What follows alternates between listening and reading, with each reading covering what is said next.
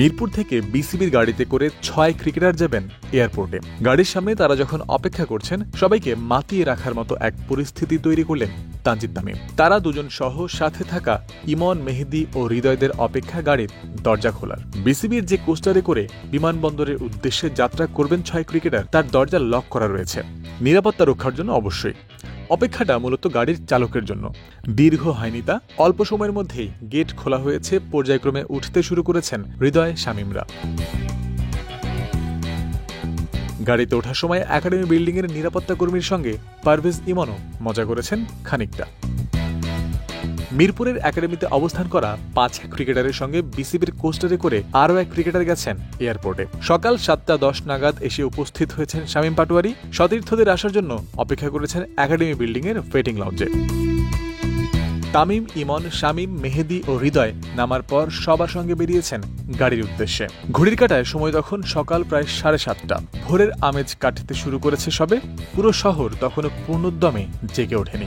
তবে এশিয়া কাপের এই স্বপ্ন সারথীদের মধ্যে তখন চনমনে সতেজ আমেজ দৃশ্যমান। উপভোগ্য সময় আর আত্মবিশ্বাসী শরীরী ভাষা।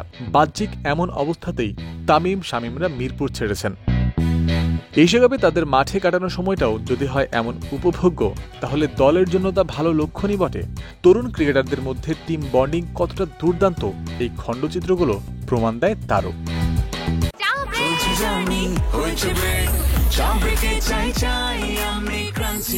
যে কোনো চা ব্রেকে বিস ক্লাব ড্রাই কেক, চায়ের সাথে আয়েশ। বৃষ্টিস্নাত সকালে শেরেবাংলা প্রাঙ্গণে বিসিবির গাড়ি যখন প্রবেশ করেছে, তখন ঘড়ির কাঁটায় ঠিক ৭টা বাজে। যদিও ক্রিকেটারদের কল টাইম ছিল সকাল ৭:৩০, তবে সময়ের আগে থাকাই তো ভালো। ৬ ক্রিকেটারকে নিয়ে বিসিবির গাড়ি যখন মিরপুর ছেড়ে যাচ্ছে, ব্যাকগ্রাউন্ডে ক্যাপ্টেন লিটন দাসের হাস্যোজ্জ্বল ছবি তখনও জলজল করছে। আসছে এশিয়া কাপের আসর শেষে ক্যাপ্টেনের মুখের হাসিটা বজায় থাকবে, এই প্রত্যাশাই সবাই করবে। বিসিবির গাড়ি মিরপুর ছাড়ার আগে আরও একজন ক্রিকেটার সেখানে আরোহণ করেছেন, অফ স্পিনিং অলরাউন্ডার শেখ মেহেদী হাসান। বরাবরই বল হাতে দারুণ পারফর্ম করা এই ক্রিকেটার গাড়িতে ওঠার পরেই তা যাত্রা করেছে এয়ারপোর্টের দিকে। রোববার সকাল 10:15 ফ্লাইটে বাংলাদেশ দলের প্রথম বহর যাত্রা করবে সংযুক্ত আরব আমিরাতের উদ্দেশ্যে। একই দিন সন্ধ্যায় যাবে অন্য গ্রুপ। ৮ সেপ্টেম্বর রাতে আবুধাবিতে প্রথমবারের মতো অনুশীলন করতে নামবে টিম বাংলাদেশ। জয়ন্ত বিন্দু, ক্রিক ফ্রেন্সি।